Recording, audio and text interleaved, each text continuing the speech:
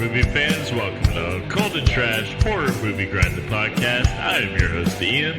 This is the show in which we grind on the absolute worst horror and sci-fi movies we can find and make fun of just how bad they are, as well as praise the good, cool classics that have been lost throughout time.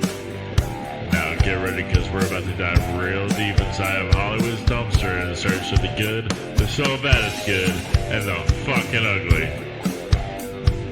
Now put on your seatbelt, grab a beer or two, and enjoy the show.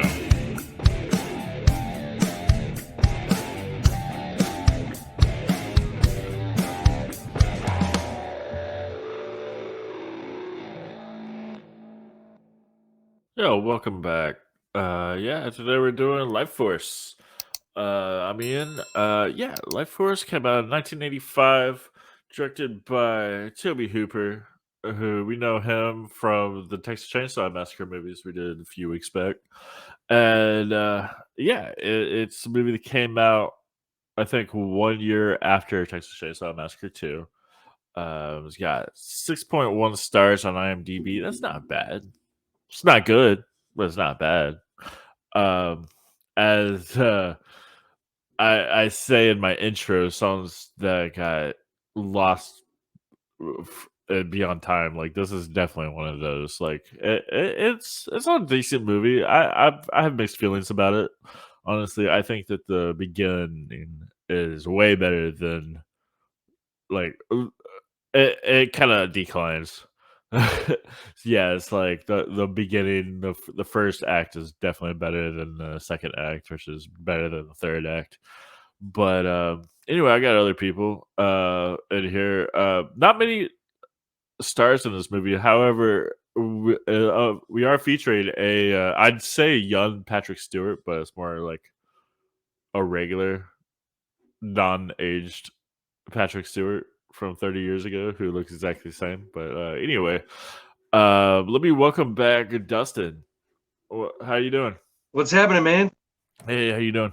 I'm doing wonderful. I hope you're doing great as well, and all the viewers. Absolutely. Hell yeah. So, I was just talking about Texas Chainsaw Massacre 2. You joined me. That was your first episode on this show. Yeah, man, that was a lot of fun, and mostly because I got to show off all my, Leatherface merch. Did you? I don't. Oh yeah, you did. Yeah, I have action figures from all of the Texas Chainsaw Massacre movies. Well, you don't have any Lifeforce. No, I don't. I have absolutely nothing to even prove that I've even watched it, other than me saying I've watched it. Right. Okay, well, we'll get into that. But so you were here on Texas Chainsaw Massacre 2, so I thought it would be fitting to bring you back for this one. Just real quick before I bring in the other guests, what was this your first time seeing this movie? No. Of course, I was aware of Tobe Hooper when I was younger. Now, I saw it once. I was born in 1981, and I think I ran past the movie sometime around the age of 10. I don't remember the scenario, but the only thing that I remembered at all was the animatronics that were used to make the people look like, their life force or their essence had been completely sucked out of them. That was the only memory that stuck with me all those years. And so you saw it when you were like 4? No, 10. I didn't watch it when it first came out. Oh, okay. That's still pretty young. Yeah, I think my first horror movie was probably, Monster Squad or something like that, kid friendly. But yeah, between 8 and 10, somewhere in there, I started accidentally seeing horror movies. And so it was early 90s, I guess, whenever I saw it. But that was all I remembered. So yeah, I needed to watch it again. And I did. It took me 3 times, man. I started over. I would get like 30 minutes in, and I hold on a second. I'd like take an hour break and just wander around outside. Like, I got to start this freaking movie over again. It's like, what's going on? Right. I mean, it's confusing and complex, but it's not that it's terrible. It's got good and bad things, but Tobe did not do a great job of trying to keep your attention. There was way too many elements, disaster, happening all at once. So you're like, okay, this is happening. cosmic vampires, zombies, like, you know, and then Mhm. things, Yeah. and a strange love Well, interest too. I'm like, hold on, what the hell we'll is that? definitely get into all of that in a Yeah, bit. you know, So yeah, absolutely. Yeah, it's all over the place. yeah. So you had mixed feelings as well. But yes, I do. Okay, cool. Well, we'll get back into that. Let me bring Daniel back. He's been gone for a little while. Well, welcome back. It's great to be here. Yeah, hell yeah. So same question to you. What are your thoughts on this movie? When did you just see it for the first time? Yes, actually, this is my first time seeing this movie. I saw it about 1 week ago, and it never even hit my radar. I had no idea that this movie existed, Seems to be the and same way for a lot of people. I think that one of those really striking things when doing something like looking at the trailer is going, "Why haven't I heard of this movie?" And then after watching the movie, going, "I know why I didn't hear about this movie." Because the production value is very high, and it goes downhill from there. Exactly. That's a great. So you're also mixed feelings. Absolutely. All right, sweet. And last guess, somebody who I'm gonna put money on probably also has mixed feelings about it. My co-host from Having a Beer with Ian, Space Ian is back. What's up? What's going on, Ian? It's been a long time since I've been back on Earth, but it's good to feel this this regular gravity. Hell yeah! And as we always do, having beer with Ian, we talk about what we're drinking. I see we're both having a Modelo. Labels out, Modelo time. What's good? What's up, guys? Yeah. And Daniel's drinking a brick wall, apparently. Delicious bricks only for me. Simulation, man. It's glitching. Right. But yeah, much like Daniel, this was my first time seeing it, and my first time really hearing much about it too. But I think I enjoyed it more than you might than you might think I did. I think this guy's got some Hooper really showed his Kubrick qualities in this film. If you really dive into the layers, Yeah, it definitely has 2001 Space Odyssey vibes all over it. Yeah, there's that. But yes, I don't know if I know the original. This is based on a short story or a book called Space Vampires, and I know that's what they wanted. That's what Tobe Hooper wanted the title to be, but they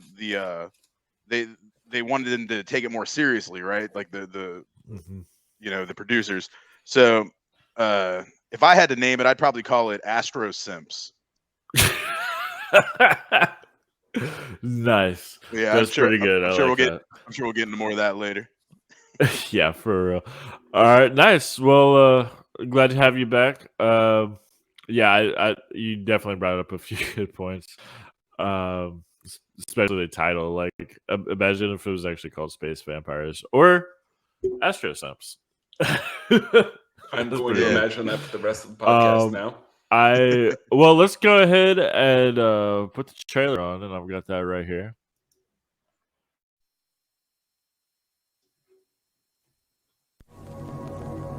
They watched. They waited. Now their time has come. Out of the depths of space, the ultimate terror. Moving, searching, destroying. From body to body, from life to life, from man to woman, changing, growing. That's definitely some 2001 life force vibes right there. I don't remember seeing any man to woman. I saw a whole lot of woman to man, though. Oh yeah, the conveniently placed glare on those capsules, wherever there was some dick. Yes. Like we get to see full bush, full frontal female and ass and all that, but nobody wants to see a dude's wiener in 1985. All right. So they're definitely the trailer is definitely by far the best part of the movie. I haven't seen this. Some of my favorite things from the director Poltergeist. That made me really hope from the that there was special going to be effects more creator goo. of Star Trek: The Motion Picture. Amazing. Lifeforce. In the blink of an eye, Sims. the terror begins. I hope Shatner's in this one. Well, we've got the next best thing. Ugh. Wait, you don't like Patrick Stewart? They I'm a big fan. I'm a big fan, but I'd love seeing them together. Be great to see them in this movie too. Should have had Shatner show up, just punch some vampires in the face. Did Right? you notice how uncomfortable Patrick Stewart looked filming that? Like you could see it in his acting. Like, what the hell am I doing here? Yes. Imagine what if he didn't read the script, just his lines, and if that were the case, he had no idea what the movie's about or what's going on. What do you think That'd the be day was great. like when he stepped out of his trailer and read the line where he has to make out with the male protagonist? What do you think he said then? He said, "God damn it! what is this Oh no, come I've just to?" been like here. Like I have done a lot of acting in my life. Just one more time. I'd like to hear We're just Patrick paying the Stewart's side of the bills. story. Like Yeah. what happened that day when you said yes? Like did someone pull a fast Yeah. one on you and you like signed the wrong thing, or Let's just say I don't think he needed much convincing. All right. Now this is 1985, so like this was before Star Trek. What the year before he was in Dune. He was in Excalibur, but like I don't think he was really like a huge famous actor by this time. What year did he do Moby Dick? Because that was, I think, I'm not sure. right when he got really huge. That performance in that movie. I wish I had more. Sorry, I think I cut somebody off. It just popped in my head. No, it's fine. No, it's cool. But yeah, Patrick Stewart, man. Like I guess he looks the exact same as he does in the Star Trek, but I guess he's a little younger. That dude must have lost his hair young, dude. He's a little bit younger than he is today in 1985. So he lost his hair before his early 20s, and when he originally was auditioning for Star Trek, they were trying to convince, there's some story about him wearing a toupee and deciding like, no, I'm not going to do it. Yeah, it's a good one, guys. Look it up. I'm not going to do justice for it because I didn't look that up ahead of time. So I just remember it. Since we're on trivia, pretty much, Spacey, you said during the trailer, you talked about how they showed the female space vampires like full bush and everything, and not the dicks of the other guys. But did you know that I found out that Tobe Hooper, the director, he actually at first shaved her. And everybody was like, "No, she looks like a 12-year-old. Like that's not good." So they let it grow back in, but he was very insistent on them just like trimming it, like as little tiny amount of bush as legally possible. Well, not legally possible, but it's like why was this the cinematically thing that was so important to him? It's like that's.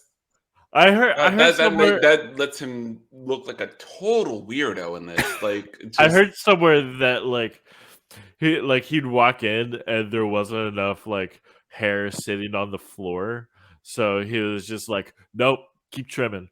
All right. So I'm gonna come in as an advocate for Tobe Hooper in this scenario, and I'll tell you why. All right. Okay. So I'm not ready.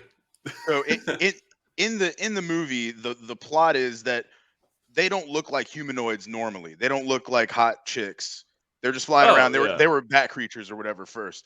But as soon as the ship was approaching, Space Girl, which is her actual name in the show, the lead female vampire, Space Girl. She never had a name, right? You know. But she tells the guy, she's like, "Yeah, I changed myself into a form that would that was your ideal woman.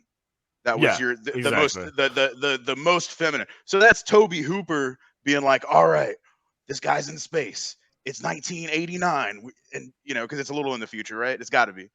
It's like it's 1989, and I got to, what's this astronaut really want? And he wants a little trim on the bush. He wants a little. He's a little ahead of his time. This got more popular in the 90s. But no. This is just me. No, you're right. I agree with you completely. No. And as we know with like Quentin Tarantino's foot fetish, the director gets to operate their own sick shit from the inside out. He wants her to be perfect. And Yeah, so like pretty much like depending on whose ever eyes is looking at her, she could look completely different. Like Which is why she took the form of Patrick Stewart, right? Okay. Okay, that's another question. Was Patrick Stewart's character already attracted to men, or even the doctor when the dead guy wakes up, right? At first, the first guy that was attacked, he comes back to life when they're about to do the autopsy. Oh yeah. And he he pulls the guy in. The doctor's about to make out with this zombie dude. Like, are these? Isn't that what you thought was happening? Because they entice them in with their sexual advantage. Right, you're pulled towards them regardless of whether they look great or not. You just can't help yourself. Well, let's find out right here. Let's see. This is an autopsy on the body of a young man, dead approximately 2 hours. Did you say he was about 20? Man, that dead body's hot. This was the first scene where I really noticed that this was the guy that helped make Poltergeist. Like this style. Oh, the special effects are so fun. This is probably the best part of the movie. I love puppets. Those beautiful eyes. Yeah, he's really drawing them in with those eyes. I mean, look at him. He's so fucking hot, though. You know, I've always said I was never going to do this, but I mean, if it asks me to, then we've got consent, right? Look at the He's tears, like, man. come here. He's crying. He needs somebody to hold. But is it sexual? I guess it's sexual too, right? Yeah. Like, Yeah, you're right. Ooh, fake out. You're dead now. Haha, got your life force. Get the cow down here, control.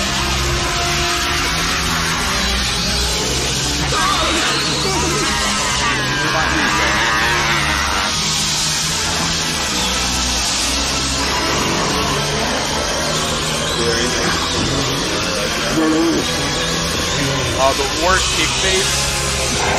Getting inflated. This guy's just in awe.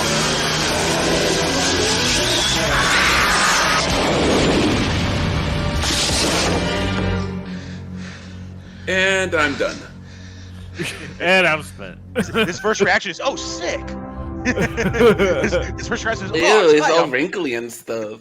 Well, Everyone just sat there and watched that whole thing. Like, what would you do? get the fuck out of there, man. Go home. Oh, come No, on. you You're never wouldn't. going You to would sit sit there there like this Punching too. in my time card. I'll see you guys tomorrow, man. Fuck this shit. So yeah, I think this might be one of the earlier movies, if not the first, that sexualizes the zombie caricature. I don't know if you guys got a better what came one. out first? This or Return of the Living Dead? This. Okay. Then Yeah, but Wait, did you ask which was better? but you know what? I think Tobe Hooper was originally pegged to direct Return of the Living Dead, and then but he chose Lifeforce instead. So they were in production around the same time. He chose wrong. I mean, Return of the Living Dead came out great. That's one of my favorites, and each one just gets better and better. I mean, well, excluding part 4 and part 5, those movies don't exist. But the first 3, yeah, it just a different turn on zombies like with each time. But we're not even talking about that movie right now. Yeah, so. I mean, we'll cover it on the show for sure. Yeah. Hey, Daniel, how long did it take for you to realize this was a zombie movie? Because for me, it was really late. I was like, oh shit, the vampires make zombies. It was a little bit before the helicopter scene that was one of my favorites. But yeah, it was way late in it. By the time they got to the zombies, very confusing. Actually, we got a lot of ground to cover before we get to that. But man, that turning point was one hell of a turning point in the movie for me to watch. It's one of the things that gives it way more points than I would give otherwise, because they just went fucking crazy with this movie. I loved it. I really did love all the twists and turns and the okay, I actually don't know what's going on anymore. And their attempts to explain it were baffling at best, but it was still really fun. and fun Yeah, is why for I sure. watch bad movies in the first place. So Right. Hey, we still haven't really. This has a 6.1. That's above average, right? Come on. it is above average. Yeah. It's above average. Technically, like So is objectively 5 speaking. just 5 mean average? I'd say 5 is average. What do you guys think? 5? 5 is average, right? Not by I an thought- American audience. I think like probably yeah, 7 is it. Yeah, I think that's Seven. an audience Seven average. is like where movies like tend to linger. You're looking for 7? 7 can't be average. Yeah, most of them are. That's actually Yeah. a great question as far as But those, also, it's just a those bunch skills of go. opinions. The only I've opinion actually- that matters is your own when you're watching a movie. Who cares what other, either Yeah. you like it or you don't. A million people can tell you it's the best, and 10 billion can tell you it's the worst. Ultimately, it's it's up to you to decide which one it is, because Dustin, Yeah. stop trying to matters. undermine Ian's podcast. there's 4 No, people here that telling you is their not. opinions on it. We want to hope that somebody wants to watch this, right? No, that's actually the point of this podcast, is that like we're taking movies that mainstream Hollywood deems as crap, and we're like, actually, no, it's not. In this case, it's mostly not. Mostly. I mean, if you like taking shots on movies, do it. A couple hours of your time, no big deal. You don't like it, so what? It's not like Yeah, the worst thing that's ever happened to you watching a movie you didn't enjoy. right. True. I mean, there's movies that you can't even enjoy. They're so bad and like boring and really long, too long of a pan shot. Like, oh, here's a 20-minute pan shot for you to fucking get some. Which I think some, that this exposition. movie kind of started turning into after. Yes. Mm, In the I thought middle, it kept- of it, it sunk Yeah, into around it the really middle. bad. Yeah, I actually because wanted to it's ask just you like things. specifically- It was just all over the place. It just kind of like it started out really awesome. I loved the space stuff, especially the stuff that looked like 2001. Very, very similar special effects, which I really liked. And then they brought it back, and then there's a scene that we just watched, and that was just amazing. I was just like, how is this movie like? How have I never heard of this before? I just stumbled upon it accidentally one day on Amazon Prime. It's just like Lifeforce, Tobe Hooper, holy shit. So I turned it on, but then after that, you have this naked space vampire chick who's just walking around, just stealing people's life force. And then they're stealing people's life force, and it's like turning into like a domino effect, or a butterfly effect, really. And another bad movie. But and then it's just like, oh well, now this guy could like see where she's going, and I was just like, all right, this is starting to go a little downhill. And then just after that, it was just like it kind of lost me there. I kind of lost my interest.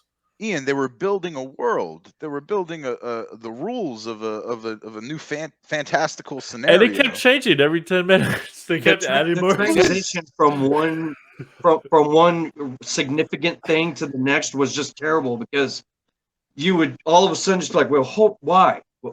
How is this? It's like it's like I was really interested in this thing, but now that got like, we're done with this. Now this is going on.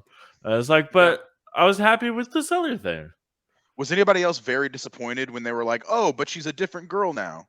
Yeah, like, I found her, but she's Ellen now, and Ellen's a masochist. Yeah, I was just annoyed with that. I was like, I've had enough of this movie's bullshit. Let's just stick a face to this character, please, so I can follow what the hell's happening. And then at a certain point, when it became that investigation stage, that's where the like huge decline of interest came for me. And I was amazed that they could recover it at the end, but it was by throwing in a Deus Ex Machina bullshit and changing it into a zombie movie with swords. Very lead special swords. Lead. Although that, I think it did get pretty cool again. Yeah, like, well, I mean, they did it, but they could only do it by changing the entire movie one more time. Yeah, well, exactly. That whole second act that lost your interest was, for one, carried by Patrick Stewart. And let's just say, that's the only reason I could keep in. But and I didn't see the twist coming where Patrick Stewart was the guy, and they like get they get the syringe out, and you think they're going to get the giant child killer. But then he just turns it on Patrick Stewart, and I really liked the dynamic of Patrick Stewart's assistant, whose trust is now being and He's loyalty just is now like, being judged. what is going on? He's like, oh shit, these two guys I just met that say they're with the government have drugged my boss and supposed friend. And now I'm just like, all right, I'll get you some more drugs, boss. I guess, hey, you're Sir Percy. He's right? like, You're this Sir will Percy. kill him. He's like, shut up, we don't care. Yeah. Like, well, all right. You skin off my teeth. I guess you're the guys with the government. You know what? Don't worry. I'm Yugen. You're the two guys that showed up in like plain clothes with just no showing of accreditation. Right. Yeah. So I've got an opening act question actually for you, Ian. I think that you'll appreciate this. There's two things that I found really, really striking in the beginning, and they faded off towards the middle and end part of it. And I just I thought it was really sad. The one was the colors. They did a great job with color play and their theming and their scenes. Absolutely. They went with different types of lighting and different types of things that say good, bad. I love that. Interesting, upsetting, plot moving forward colors. Whatever they did with it was just like, it was consistently great. And the score was epic. And I felt like it really faded into the background at the end too. And they dropped the coloration. And it felt almost like it was done by two different directors. I was wondering if you had any thoughts into that, because I know how much you like the imagery and the sound and what goes into some of these things that sometimes make up cult classics, but in this case, just sort of failed you in the movie towards the end. They just disappeared. Well, I don't know. I kind of forgot about that as it went on. Like, yeah, he definitely shot his load in the beginning. Like, when basically the first movie looked mostly like Dustin does now. Yeah, exactly. With, he looks great. I like it. Yeah, like basically that. This is exactly.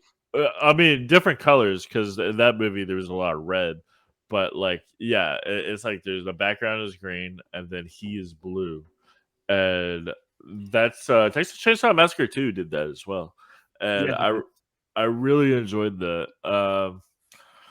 That was amazing, and then also how they were just like floating really fast. They were just moving. Dude, I noticed that with no trails, with no little puffs of air or anything. Yeah, they didn't show them. I made a note of it. They showed them after they had found the vampires. They started moving slower, and they had little psh, psh, psh, the typical thing coming out the back. Right. Before they were just immobile cutouts. Yeah, like Monty Python. Oh yeah, exactly. They went through a large amount of different types of special effects to make this film work, and they used good ones and bad ones in quick conjunction. Like it I guess it can be considered bad because it's so very fake, but I just loved it. The thing that really struck me as the most the hardest thing to suspend my disbelief is that it looked like they were using 1985 level space shuttles, right? Like it's an actual space shuttle for the spaceship. It's not like, and we never really got a year as to what if it's supposed to be in the future or something, but we definitely didn't have the capabilities of going into Halley's Comet. And I don't know if that's what they thought they could do with the space shuttle, and they were just never asked a scientist. Yeah, the ashtrays are a dead giveaway. The ones that you see on the armrests and near the windows from them looking out, just willy-nilly smoking in space. Yeah. Oh, and they say they waited for the zero gravity to come in too. Like, even though they showed the zero gravity coming off, they made a big deal about how the engine is a Nerva engine, and it's the first engine to recreate Earth gravity. So now we don't have to make it look like zero gravity. But then they were like, "Oh, we're shutting down the Nerva engine," and you're like, "Oh, only 5 minutes ago they said that's what makes them not float. Now I get to see them float." Well, I never saw them float until they did like the flashback scene way later in Act 2. So that was just like a quick little like, let's just explain it away. So, but they literally showed a dial that said gravity, and then it said zero, and then it turned from Earth to they zero. just explained it away so that they didn't have to do that. You just have to accept we can do it stuff. Yeah, we just don't want to.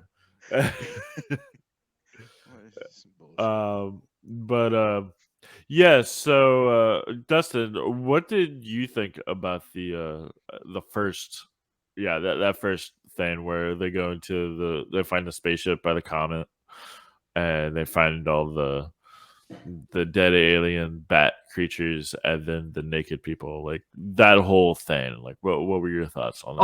Oh, no, that's definitely for me, that's the most like amazing part of the film is, they're floating around and then you see all these frozen dead bats or whatnot, and everything's ominous and there's a somber tone going on, and then boom, Yeah. naked people, and you're like, oh shit. They're like, what are they doing there? Right, exactly. So what is a couple naked chicks and a dude doing out here in a meteor in the middle of outer space? Yeah. I ask that every Exactly. day. It's like, and that it's just like it piqued my interest so much right there. Like, Right. there's naked humans, and they're like perfect, attractive. I mean, yeah, I liked how the guy was just like, I've been out in space for several months. She's perfect to me. Oh yeah. That's And then the one Yeah, girl lots of that astronaut too. kind of gave him this ugly look, and that's the Astro Simps, man. That's why that's where that Yeah. that's why this movie should have been called Astro Simps. You heard of Space Chimps? We got Astro Simps. Yeah, Alright. that really does explain the movie. Like, the more I think about it, the more. Like, Also, how funny would spot it on how funny is. would it be if they didn't actually have these like seductive powers? It was just she was that hot, and everybody was just like, "Yeah, dude, sure, fucking kill me." That's what I thought it was at first. Like, yeah, they're like, oh, she's trying to escape, and they're telling her that there's a naked woman. Don't let her escape. It's like, nobody's gonna let a naked woman escape, and then they do because she's a naked woman. So they're like, Yeah, she killed two of the three stop her, guards. grab her. Which part? Maybe. yeah, just a few hundred years ago, I think it just would have been a massive rape situation. Unfortunately. Yeah. Yikes. But let's Depends on, continue. But yeah, they're like, I don't like feel comfortable grabbing her. Like Oh, they felt comfortable, but they felt comfortable hitting her with the cattle prod. Like, and then that dude got flung back, and the other guy got his fucking throat pinched in, Darth Vader style. And then the old man just stayed on the stairs and was like, "Love to watch her walk away," Yeah. Literally, the quote is, I hate it when she leaves, but I love to wait.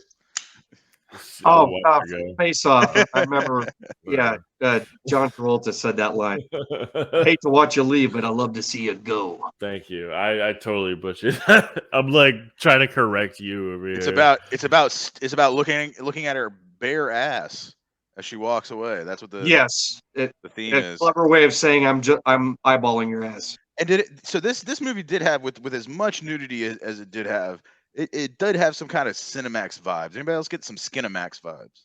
Anybody else get that? Kind of. I don't know.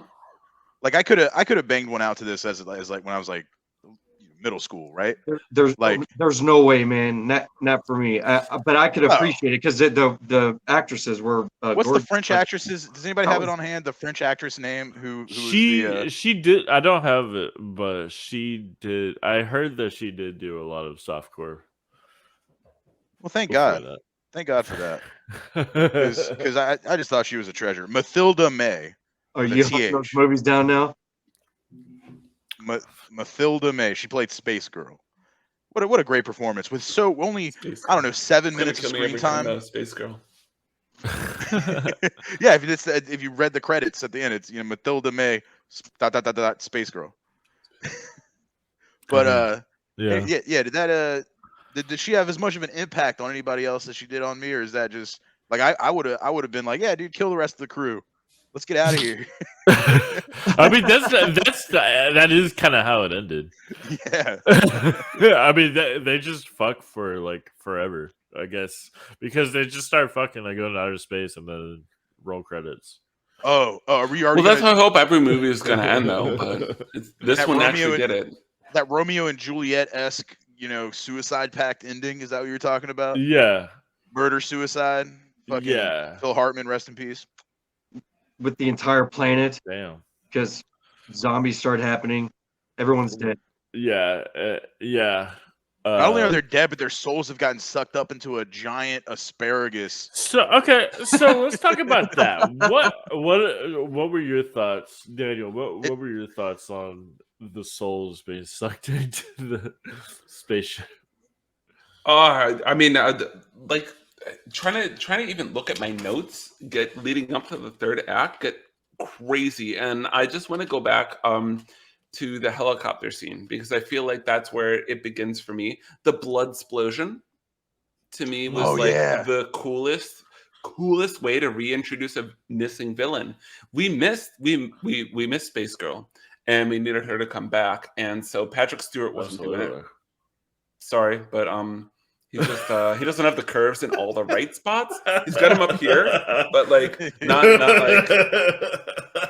So the blood. They never let him hang free to really give his full impact. And well, not all of his curves there. Yeah, you're right. But the blood explosion followed by all the bullshit that happened after that third act shift of I don't know what movie I'm watching anymore was so nuts. And it took a while to get into it, but I think that the helicopter scene was a really good part of it because they did things like the hand glove when the zombie's holding on to the actual rafter and pulls his own skin off to slip off and fall down. I was like, that's the kind of special effects that I need to get me into this. Like, I don't even care what movie I was watching before. I'm watching this movie now. And I got totally into it. But the soul ship thing reminded me so much of Ghostbusters for a reason. I'm not sure exactly why, but it gave me the same like special effects vibes. And I was into it. It was confusing. There's all sorts of BS that happened in it. Things to pick apart, things to be mad at, things to love. But I was in it, so they got me back in the third scene. Cool, with the spaceship, they kind of reminded me of, was it Superman 2 with Zod and the three Kryptons that came out from outer space? It was similar vibes in that regard. But yeah, I like the Ghostbusters. The Ghostbusters reference, and also didn't Tobe Hooper, he directed Superman 4, didn't he? Did he? I think he did. I didn't look up details for this one, so we were so unprepared. No, I'm pretty sure he did. I kept that in my mental notes. I think that was one of his. I think it was made by the same production company too, and it was one of the ones that tanked. Well, I guess that makes sense. What was it? There's some similarity. Yeah. Especially the fight scene between the two in the Superman 4. A lot of cartoony things happening. Okay, yeah. So it's got Tobe Hooper vibes. You're saying? Yeah. Well, I'm not going to confirm that he did that movie because I don't know, but I can see what you're getting at. Some of the similarities there, and but I want to take it back. You heard it here first, everybody. Dustin confirmed that Tobe Hooper did 100%. Don't look it up. But Daniel, I love that helicopter scene too, and I'm glad you brought it up because it had slipped my memory. But mine too. When out of nowhere they just start, and I forget what was the last thing even said. They said something over the phone, and then just blood starts pouring out of Patrick Stewart's face and the dude from Clockwork Orange's face, and it starts congealing in a little pulsating globule of flesh floating in the middle of the helicopter.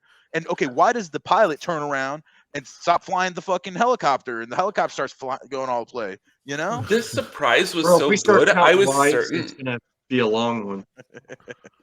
I was so certain when they were going into the scene that it was going to be the pilot that turned out to have all the bad juju inside of him, and he was going to be bad because they were saying what they were saying immediately before it. Ian was that it was inside of the military or something like that, and I was like, oh, it's the pilot. Oh, it's the pilot. Oh, it's the pilot, and then the blood explosion happened from the two other guys.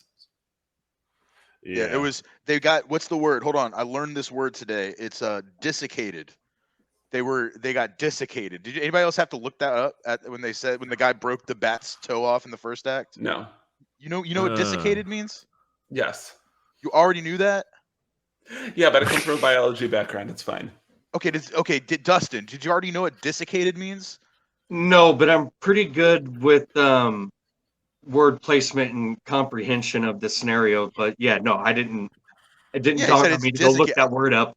Ian, I know you didn't know what the fuck desiccated means. Don't sit here and tell me. I appreciate Yes, Daniel's you did. biology degree, and I think that you need one to have understood what that No. word was at first, or context clues, sure. But I wanted to know for a fact. Yeah. Yeah, I'm sorry. All right. Right. No, that's not good. Yeah, let's go ahead and move on. I would like to bring up a part that I really enjoyed. I mean, we just watched it. The scene that I played where the guy wanted to make out with the corpse because I mean, wouldn't you? I mean, yeah. Actually, somebody raised up a good point, which I think was Ian, was that the he probably saw a really attractive thing. Like, is that like? Do I you know I think? wasn't. I didn't think he was doing a Shining in the room 127 or whatever it is, where like the old lady looks hot. I didn't think it was that. I think he just like their mental shit is so strong. It's like a Yeah. pheromone that Right. it like it will It's not a turn you. physical thing going on. There's some kind of mental where you're drawn into it, It'll and turn you into a gay necrophiliac whatever. without any history. Without You any love history. whatever's going on.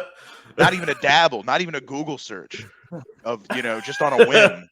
Just out of curiosity. Check his Reddit history. Just because someone mentioned something, so you looked it up and you were like, ugh, but like, ugh. So, Okay, so we have two different ideas here. Daniel, what's your theory?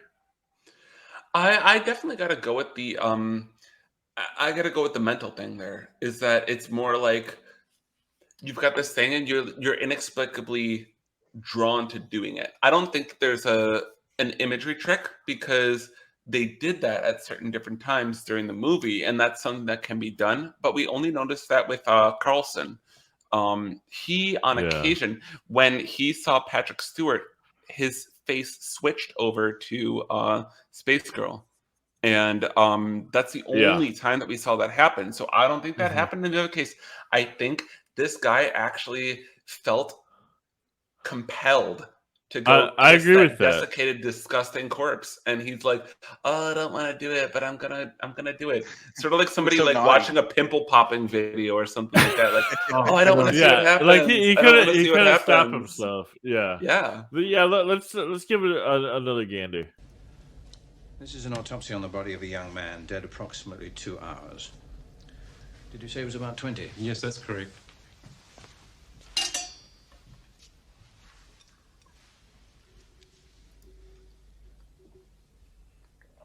So, I wish I could speed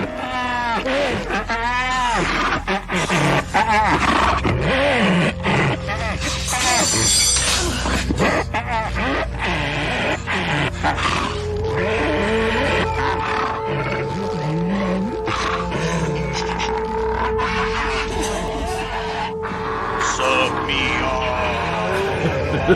Suck me off. Yeah, he looks horrified. But now, horrified, but like he can't stop himself.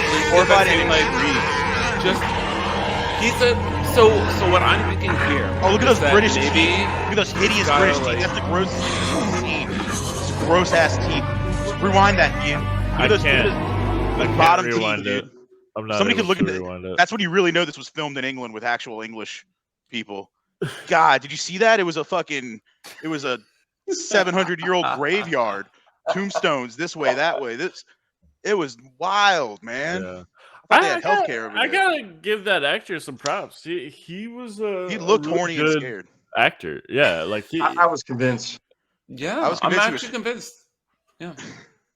I like but anyway, okay, so for reasons he feels compelled to make out with the corpse body, and he sexes Lifeforce, and then the corpse turns back into a guy, and the doctor or whatever, he turns into a corpse. Like they switch, And then basically, if we were to let them go, they would just continue the cycle of going up to living people, steal their life force, and then multiplying, basically. Yeah, that's why this movie flopped, because trying to explain it, doesn't make any sense. You just literally just have to see it. Just because of that. There's 10 reasons that were against this movie from the very beginning. Yes. That made this movie go bad. I mean, for one thing, there was over 5 different blockbuster hits that all came out the same year, but it was also it had competition against George A. Romero's Day of the Dead the same year, and Reanimator, 1980 with Jeffrey Combs, and both of those are cults, essentially. Yeah, they all flopped, didn't they? No, Reanimator and George A. Romero, they're both of them. They just kept getting a higher and higher budget that still continued to this day. Except George Romero is now, he's passed. Yeah. Well, they may not have been box office slammers, but it definitely splits the pool of the audience, right? So it's like Ralph Nader in 2000. Like, it's just enough to get a pull away people from, I'll go see Reanimator instead of the other movie that I'd be targeting for my demographic, right? Right. But I mean, you also have, the cattle who all want to see the huge blockbusters. So Back to the Future came out at the same exact time. Enemy Mine with Dennis Quaid. So that was another space movie where, if you've seen it, it's a great film where a human and an alien both get stuck on a planet and have to learn how to depend on each other to survive, because everything else is foreign and filled with crazy creatures. But also Explorers. If you're a River Phoenix fan in the 80s, you were not going to miss that, because he died shortly thereafter, and a young Ethan Hawke in Explorers. And then also Little Monsters, Monster Squad. There was just so much going on in 1985. That's true. The market was saturated. Right. And this movie had sci-fi horror throughout time has they have elements where they're not known for being terrible films. They're few and far between. The first one from 1953, War of the Worlds, that just started, that was first for me, like sci-fi horror that I ever saw that was that old. Apocalyptic Doom from Aliens, and then Invasion of the Body Snatchers, 1956, and then was remade in 1978, and it's still being remade to this day. They just did one 6 years ago. Yeah, and then but there were, when you started approaching the 80s, you had some that really set the tone for what kind of technology we have for these types of film, and it was totally dominated with the remake of The Thing in 1982, and then 1979 you had Alien, which really set the tone for a well-balanced, a crew of actors, good money spent towards props and and all of that, and the Alien. They dove all the way in onto the suit with that, and then, of course, The Fly, which was also being remade at that time too. But there was massive marks of competition where they're way up here, and that cult classics don't just have to be known to a small amount of people. Cults have become massively known even to people who don't like them anymore. That's just word of mouth to spread that. Look at Christianity. Oh God! I'm sorry. I'm sorry. I'm just joking, cool. Guys. I'm just joking. This will turn into the wrong show if we start talking about that. I'm just a joke. Religion's so bad or good. I'm sorry. The vampire. I'm in the vampire cult. I want to give Dustin a little bit of backup here on this, and just go with the fact that all of the movies that he named have one plot.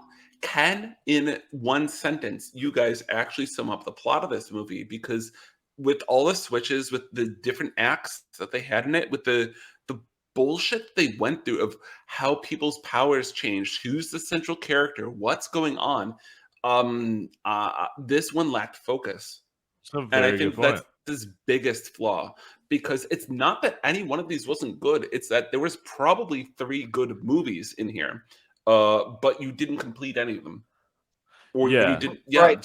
Attention to detail was the shortcoming of this film, but it really delivers in that 80s vibe of what I really love is the whole animatronic scene. To this day, that looks more real because it is real than when we do CGI now.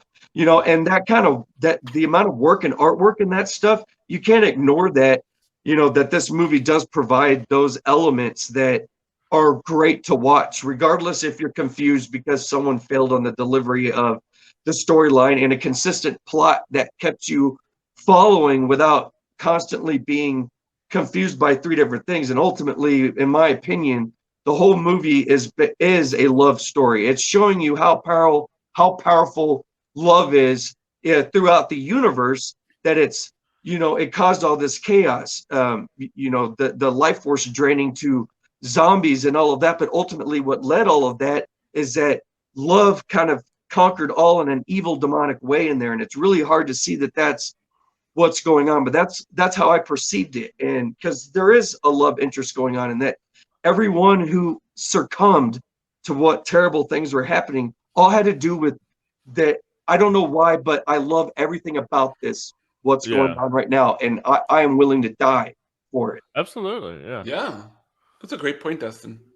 You worded that really well, actually, and that's the best sum up of this movie that I could imagine with without getting into too much of the details. Yeah, and it really is like Shakespearean, not just because Patrick Stewart's in it, but also because of the ending where, you know, I mentioned this earlier, where, you know, he drops down the lead sword, specifically had to be lead, and drove the stake through not the heart, but 2 inches below the heart into the life force center. Yeah. Was that verifiable, or did that just somebody just make that up? Like, why does it's verifiable? Whoever heard of the life force center in the vampire? I thought you had to stab him in the heart. Correct. With a wooden stake, No. right? Where'd the lead stake come from? Incorrect. And was anybody else disappointed that Dr. Fadalda, or whatever his name was, Faralda, was anybody else disappointed that they just didn't even show the scene where he figured out that driving a stake into a vampire, like the whole way they explained that was that he got a phone call. He's like, guess what I found out? Kill him with the stake. They're real ass vampires. Exactly what I mean about it being like 3 good movies that they could have made, and they just chose to push it all into one. Like, it's just like, hey, this whole thing happened behind the scenes. Like, sorry you guys missed it. It was really cool. Right.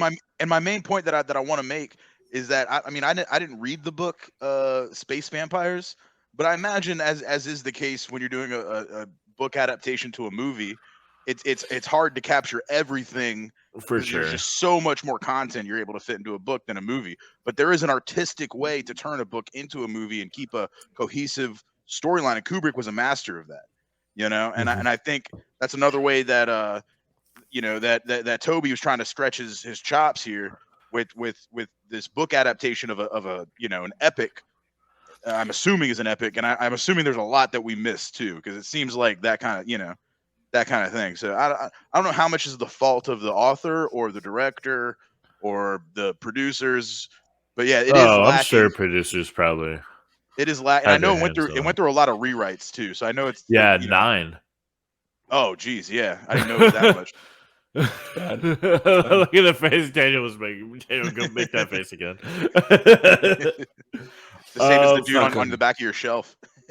It's pretty bad if you rewrite something 9 times and people still don't understand what the hell's going on. Yeah. Too many cooks. Too many cooks. Yeah, too many cooks in the kitchen. Right. Exactly. Too many, like, you microwave that old steak like too many times. Mm-hmm. That steak becomes desiccated at that point. Nice. Very, very nice word drop. Let me ask you guys. So, what are your thoughts on the idea of a space vampire?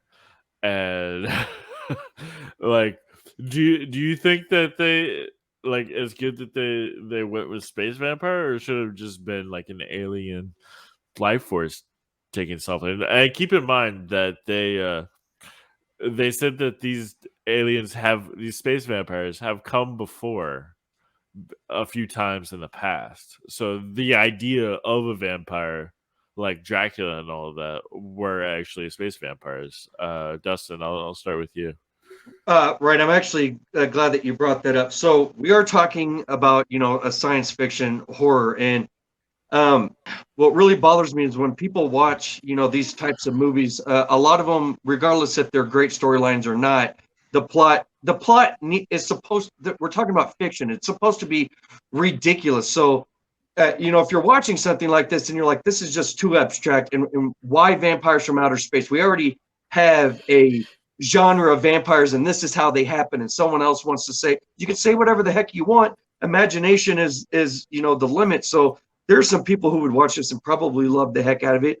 I disliked it more than I did, but I can appreciate its value because it really did push the limits of what we're talking about fiction here, where everything can be as wacky as you want it because none of it's real. So you could point out a million things and be like, oh, that's not possible. Well, none of this stuff's possible. The whole thing is just supposed to be ridiculous. True. Well, I think they pegged themselves into a corner. They really did and they do it with any time you do an insert classic horror trope here in space. You saw it with Jason X. You saw it with Leprechaun in space. You saw it with John Carpenter's Ghosts of Mars. It always comes off a little cheesy. It always comes off a little contrived. And if you want to do a real good horror movie in space, you just got to keep it an actual alien and look to H.R. Geiger for influence. That's all you got to do. For sure. Okay. So, I actually, Ray, I want to comment about that right there because that just made me think of something. Through this movie, because they didn't stick to what would be considered one entity that you should be scared of, you lose fear pretty quickly. Like you're not scared of, you don't know what to be scared of. It's that's the scary part element was gone because there was too many awkward things going on where it feels like you shouldn't be scared because this is stuff they want to do. Yeah, that's a really good point. Is that at no point is this movie scary? It's eerie, like when they're in space and they go into their ship. They got me on one jump scare when the Columbia soft docks with the SS Churchill, and let me remind you, they said soft dock 3 times in a row. They said stand by to soft dock confirmed. Okay. That had to be an inside joke. What's a soft dock? Soft dock. It is very sexual. Soft dock. Like other than like the very on the nose sexual parts, like the entire the alien spacecraft is like very phallic, and then they go into a butthole. I got the vaginal entry into ship is actually one of my written notes for this. So yeah, we were talking about the same. How is it here. a vaginal entry into the asparagus needle thing? And Haley's comment. Yeah. That was actually, and that I got this confirmed. That was based on an artichoke. Actually, yes, the design. Yeah, I keep saying asparagus. It was an artichoke. Yeah, but yeah, I mean, well, the one jump scare that actually got me in the whole movie though was when the Columbia docked softly with the SS Churchill, and they come on and they're just kind of like looking around like this place is burnt up, and then they turn around. There's like a floating dead body looking like the scene from Poltergeist where you didn't move the graves, you moved the tombstones, but so it looked just like, it got me just a little jump, like a minor, not even that big, but that was the scariest part of the movie to me, and everything else was just cool to watch. Yeah, for sure. Daniel, how about you? What do you feel about the idea of space vampires versus just aliens? I think that it's kind of got no difference. Having an alien is fine, but if you're going to have an alien that's basically just a space vampire, don't even try. If you're going to have some weird form thing, like at least this weird form space vampire was in the shape of a giant bat, like. I would feel better if it had like tentacles, like they're a bat. What I don't want to see is like an octopus monster that like wraps around somebody's head, but does the same things as a space vampire. I would rather see a space vampire than something that pretends it's creative, but is just a space vampire in a different form. So they didn't try to pull creative bullshit with this. It was actually just a space vampire. does all the things of a regular vampire. Actually, you may recognize them from such films as Dracula or Blade or other films to be announced, because it's the same vampires. Just we don't. We're not trying to be silly about it. No, because they don't suck the blood. They take the life force, and they can walk around in daytime. And there's tons of vampire ripoffs. There's tons of things. Look at Morbius from Marvel, and just because I do the sucky thing from my hands doesn't mean I'm only sucking the life force this way.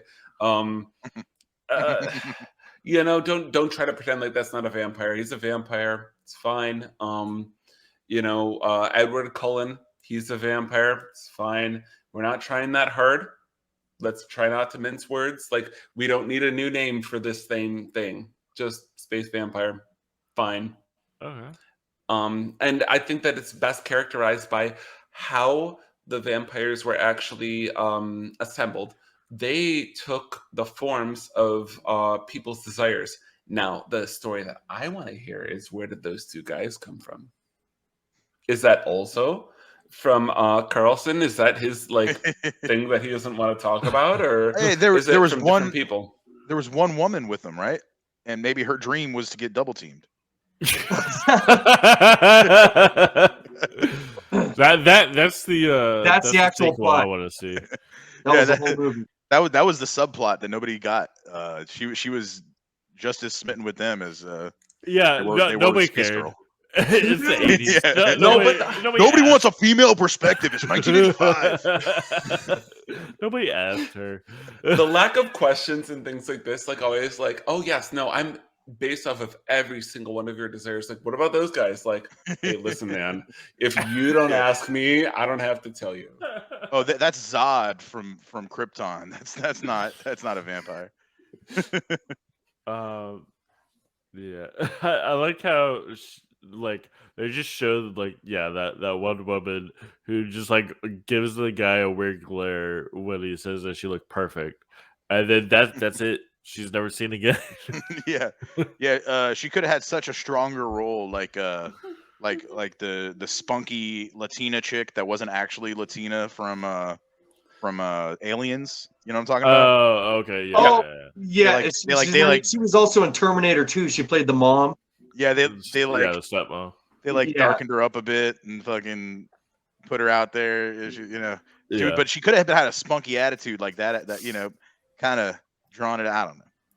Yeah, who knows? There's a lot of things they could have done. Shit, she could have been the one who survived and got away. Instead, it was that asshole. But then again, there was no last girl. This was not a slasher flick. There wasn't, it wasn't no one to root for. Yeah. Really? Yeah. I don't care about any of those people. Carlson only entered in the middle of the. I don't even know if it was in the middle of the first act or if it was at the end of the first act. But when he finally showed up, I was like, "Who the fuck is this guy? What are you even doing here? Why do I care about you?" Oh no, I started this. No, you didn't. We've been doing this movie the whole time without you. Get out. Our protagonist changes every 20 minutes. I honestly didn't recognize him from the first scene. I guess he was the main guy. Well, he had the space. Right? He had the space shit on. And he didn't have a beard either, and then they shaved the beard again, but still. They needed to do more with that. I think character identity was missing. Yeah. The only character worth remembering is Space Girl, and she doesn't have a name. Hey, don't forget about Ellen the Masochist. That whole scene got me hot. Let me replay it for you real quick. So they charge into her room. He's trying to see if the space vampire, Space Girl, is still inside of Ellen's brain. And so he's searching her brain by touching her, and then he sees, she's a masochist. She wants me to beat it out of her. And the director made this happen perfectly because Ellen gives a little she gives a sly little smirk, and then goes back to and then he turns to the other guy, the secret agent guy with the turtleneck. Turns to him, says, "Hey, you might want to get out of here. It's about to get ugly." And the guy's like, "Lucky for you, I'm a natural voyeur. So let's fucking circle jerk here." You know, and it was just the start of a I porn hated scene I was just didn't like, happen. I was so happy that was the part of the film that I didn't watch with other people in the room. They came in at the end of it, and I was like, click. Nope. Nope. So I watched Nope. my niece and nephew who are like 7 and 9 sometimes. They were over here while I was watching it. They were in their room, right? Their playroom or whatever. I was like, all right, before you come out, just knock for me. Because I'm watching a movie that might have some inappropriate scenes in it. It might. Okay. And I'm sitting here like, holy shit, fucking this girl's naked. You'd have to roll the 30% of dice. it. Yeah, it's just like It's the just roll the opposite of when I was a dice, kid. and it just like randomly is inappropriate. Parts. Yeah. When kids are involved, it's always randomly inappropriate because their randomness isn't random at all. They get curious just at the right moment, which is the worst. Yeah, that's always. I mean, even right now, both my boys are just walking by, and I can see them out of the corner of my eyes, and they're, "What are you doing?" Well, doing the same shit I've been doing for 30 minutes. You know, it hasn't changed. More like 70 minutes. Yeah. Yeah. Yeah, good. So, does anybody have anything to bring up before we go on to the next segment? No. One thing, basically, I learned that the British military is non-existent. At least it was in the 80s. I don't know how the National Space Organization brought back an alien and had like 2 guys watching her. You know, and like the whole place seemed like it was run with the security clearance of a Walgreens. Basically, yeah. So, and every single one of them is a fucking gap-toothed horn dog. I'll tell you what. Oh, that's true. They're over here just trying to get some cavities filled and fucking get their dicks wet. And that's what the British were about in the 80s. Just ask them in the Falkland Islands. I'll tell you that much right now. That's all I got to say about that. All right. Well, yeah, very good point though. All right. Well, let's go on to the prompt that I gave y'all. Same as every episode. Does anybody have a sequel or an idea for a remake or a prequel, or maybe even merge it with another movie? Daniel, what you got? So we mentioned a whole bunch of movies that cross into the genre, where we have the in-space movie, and nobody mentioned Dracula 3000. So what I want to see is Dracula 3000 versus Lifeforce. Oh, very. I want to see Energy Vampire versus traditional Draculas in space, but I want the traditional Draculas in space to be played by the deaths of Dracula 3000. So I absolutely want Ice Cube and all the rest of well, yeah, you gotta have bullshit actors like in that. I just you just call Ice Cube a bullshit actor. I'm not taking it back. With Ice Cube, you can cross it over with John Carpenter's Ghost on Mars too, right? Oh, I don't care really. Like, I just want to see these things like collide in the worst possible way, because that's something that was missing from this. And I'd like the post-apocalyptic bullshit that happened on Earth, but I'm not interested in Earth. The coolest stuff in this movie happened in space, so I just want to keep it going. Like, we never have these derelict spaceships just like cross paths close enough that like they end up having to fight over it. And I want a Freddy versus Jason moment with ye old Dracula 3000 and the crew of Lifeforce. I'd like to see where it goes. I don't know where it's going to go either. I have no idea. I'd watch that. It just sounds great. I'm imagining, based on the stupidity of the crew from Dracula 3000, that they would have a really hard time coping with the feminine wiles of Space Girl. Yeah. So I'm just imagining that it would be the same movie again, but in space and stupid as hell, but with competing Draculas. I want to see competing Draculas. I think everyone wants to see competing Draculas. Dude, you know, if Ice Cube were to meet up with Space Girl, he'd be like, "Today was a good day." Yeah. You know what I mean? You know what I mean? He's like, "Hit up the lynch mob. We got the Space Girl in town." It's a weekday. We don't got shit to. But see, that's what I want. I want Damn, competing Space Girl! Draculas. Hey, And look, we can do an Alien versus Predator thing Oh here, my where they God. all have one other type of prey. I don't care what thing you do. You could have Star Trek Enterprise out there as their competing prey. I don't care. It'd be a great tie-in, honestly, based on these Patrick movies. Stewart's crossover. Yep. I just, Oh I'll no, tell you what not I want. again. I just want to Not see again, Friday. you're making me make out with you. Oh no. Oh. I just want to see Friday in space. Just the exact movie, but in space. That would be something special. That would be something. Why wouldn't they? They put Leprechaun in space after he Right. went to the hood twice. No, before he went to the hood twice. Oh, right. Before he Oh, went was to it the before? hood. Yeah. Okay. Yeah. It was also it was Yeah, also we covered kind of like that on the show. Actually, I like to call that movie "Honey, I Blew Up the Leprechaun in Space" because he gets giant. What's the point of He a does. giant leprechaun? He's Right. like 40 feet tall in a spaceship. Yeah. Who Yeah, makes that- spaceships that big? That's one of the first movies we covered on the show. I think it was like the third or fourth. I was But yes, you were. Daniel, you had a good idea with the Draculas, and that's actually what I want. But I want the OG Dracula. So, Nosferatu? well, no, I mean like the classic Dracula. Oh. But that's probably would be pretty cool. But no, what I want. So they talked about how, yeah. No, that's another. The one you're doing, Ian, is the other OG Dracula. No. I'm doing Richie Valens' cousin from the movie La Bamba. Oh wow! In that one scene, where they're at the party and he's like he hasn't started beating women yet, so he's kind of a likable character. But no, anyway. Can we do an episode on La Bamba sometime? Yes. All right. Call me up for that one, dude. Yes. I want to do a La Bamba episode. All right. Sorry. Okay.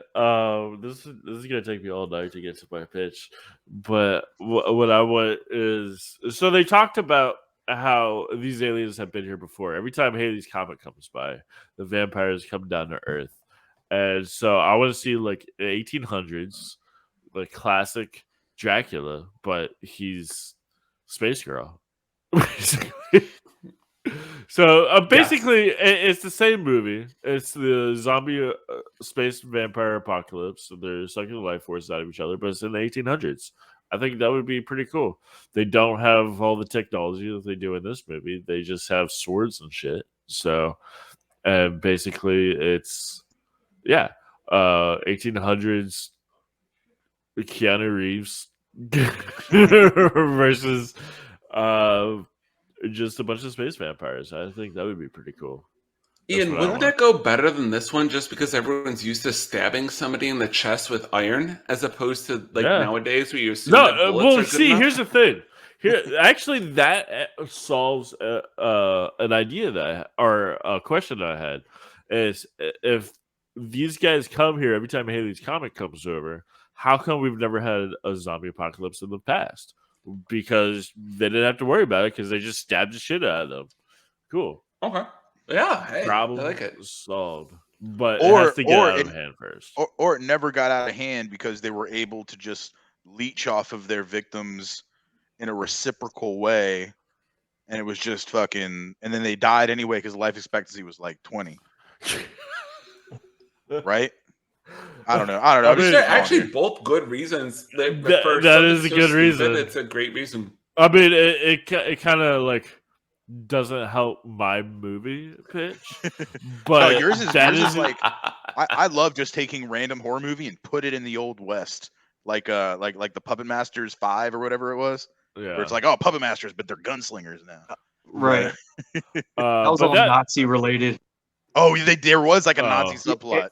I mean, it was literally all around the Nazis with the puppet masters. They're the ones who made the. Well, now it's a 15 movie. You start getting into full moon pictures, let me know because I'm all about it. Oh yeah, for sure.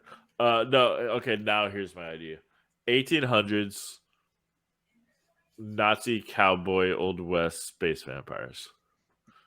Okay, this movie came out in 2014. It was straight to DVD, and you can currently see it playing every Friday night on Sci-Fi. I'm sure. I'm sorry, Ian, but you have now been relegated to Friday Night Sci-Fi. Ah, shit. That was like Cowboys versus Alien status of. But no, anyway, I still want to see my space vampires in the 1800s. I love the idea. Thank you. I did originally want to have like just a movie about what happened in the first spaceship when they brought them back, and then because we don't see it and explain later, but that would be a whole movie. But then again, that movie would just be Alien. So never mind. Dustin, how about you? Do you have a pitch, a prompt, or a pitch? Well, I mean, I really thought hard as to what I would want to see, but the fact of the matter is this movie would never work today, just the same reason it didn't work. Yeah, this is a difficult one for sure. Right. To try to duplicate this, I mean, someone who has a lot of experience would really want to have to redo this movie to make it worth anyone's while nowadays, because also the amount of people who would try to watch something this abstract and unusual, it keeps getting smaller and smaller, and people are the cattle are flooding towards the big office where all the big budget is. So I just don't see it work. But however, okay, I think it would make a great Broadway musical, and they just hire a bunch of Victoria's Secret models, and it can be a 2-in-1. They can be showing off their new lingerie, line, but also they're doing something scary with it, sort of, that you don't understand, and they're singing, and vampire and zombies look nice too. They're wearing cool ties. Dustin, the immediate thing that I think of is just the Thriller song and dance, but with everyone in lingerie, and I'm not against it. But I do love your idea. That was pretty witty and clever to think of Dracula, 2000 or whatever, 3000. Although that movie was filmed in less than 90 days. That's a movie we definitely have. So is this movie. This movie was filmed in a month. So I think. No, wait, no, never mind. I was thinking of a different movie. Never mind. I mean, it might have been. I don't know. Probably not. But yeah, good. I like that. I like that a lot. Of the Lifeforce, the musical with lingerie models. I go see. I'm down to see that too. This is a good Space Ian. What you got? All right, hear me out. This movie was a borderline softcore porn already. So my reboot idea would be to bring it into the modern day for one thing, leave the script unchanged, and make it hardcore pornography.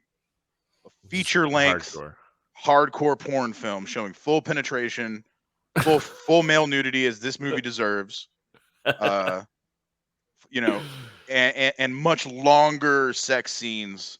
Well, yeah, much more intermingling. We could throw in some scenes here and there, but basically just turn this into a hardcore porn of just a naked chick going around killing everybody and fucking and sucking and having a great time. So basically, like the Patrick Stewart scene would go further. The Patrick Stewart scene. I mean, I was thinking about that too. Like, yeah, there could be like a couple male on male scenes if we really want to just broaden the appeal. You know what I'm saying? Yeah, like now imagine like Patrick Stewart with a vagina. I mean, it's just fucking Patrick Stewart. Like missionary style. I legitimately want to hate this idea, but Spacian's not wrong that you could actually do this, and it would be absolutely something worth watching. Like I would still probably it would be watch the this best movie. part. I just I would release it. I don't want to, but I would still watch it. I would release it in like 10. It would be released in 15 like 12-minute videos on Pornhub. I would serialized. I would watch this movie 10 minutes at a time. Yeah. Well, that's the big draw, isn't it, Ian? It's not going anywhere fast, and then it's just gonna switch scenes like nothing happened in the previous one. So yeah, basically it's just boring. Space vampire fucking astronauts. You missed and we'll fill in the blanks like the orgy scene on the SS Churchill that we missed. Right. That was totally in the novel. You didn't read it. But yeah, that's you're talking about like an episodic like X-rated series. Yeah, nobody's gonna. I mean, well, I want to make something. Like I said, keep the script completely intact. Like, do not change the script at all, and just bone it up. Add the scenes. Okay. I really don't want to give you credit for this, but it would work really well. Wouldn't it? You're not wrong. You're not wrong. I mean, this could be. We could do a whole genre of just super hardcore porn remakes. Word for line, scene for That's scene. True. I mean, that's what's going to happen. The next several episodes on this show, we're just going to like the same thing, but add a ton of porn. All right, who wants to be my Patrick Stewart?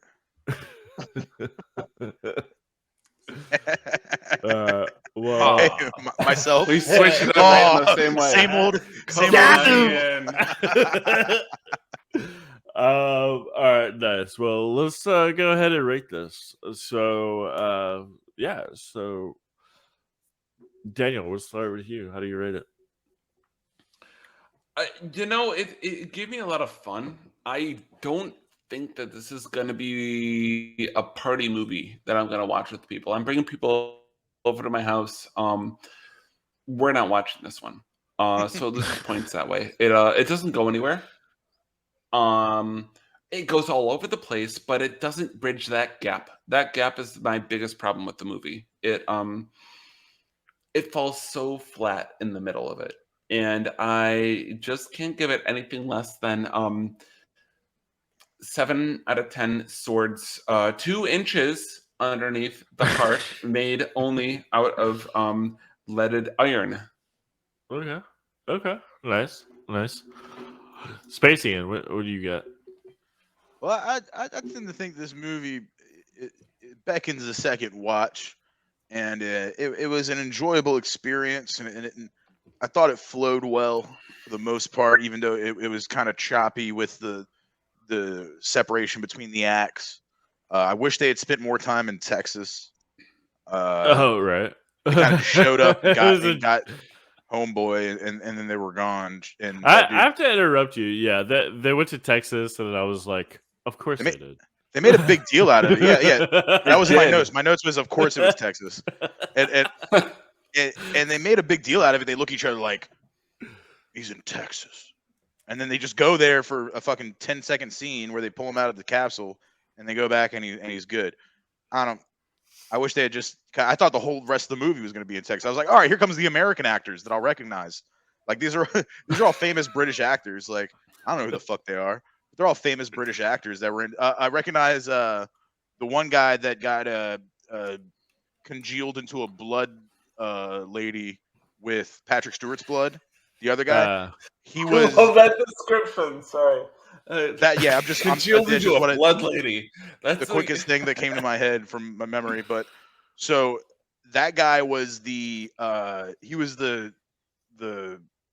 social worker in Clockwork Orange. Yes. He was the guy, the really creepy social worker that, and I knew I recognized him, but I didn't make the connection until I looked it up. But I really liked his performance. I liked all the British actors' performances were fucking top notch in my opinion. Yeah, absolutely. None of us ever brought up that the acting was bad. This whole we talked about this for like over. In fact, we said that it's actually really good. I think so. I mean, I really do think this is it's worth watching. It's a good film. I'm gonna give it 8 astronaut hard-ons out of 10. Right on. Cool. Justin.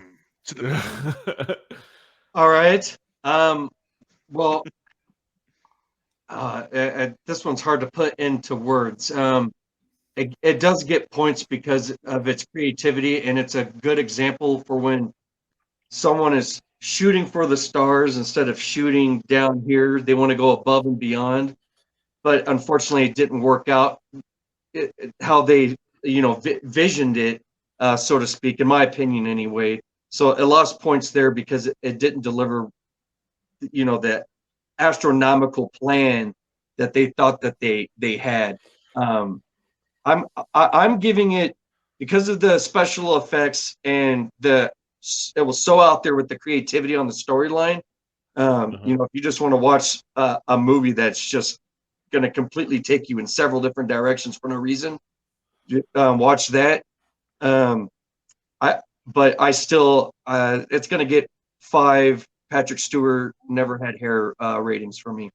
Okay. Cool. All right. Damn. Ouch. Yeah. That is No love. because that's the thing. Is that It's hard to first time I saw disagree this, with him, I didn't watch it all the way the first time I saw it. First time I saw it, I watched it all the way until Space Girl got out. And then she sucked the life force out of the other woman, and they brought that one back, and then she just exploded into dust. That's where I don't remember what happened. I was I had to do something, so I was I'll finish this later, and then I never watched it later until I planned this with you guys. So I was this movie's gonna be amazing. This is one of the best movies, and then it just went so downhill after that. So the first 40 minutes or so is incredible. Then I'm gonna have to lose points.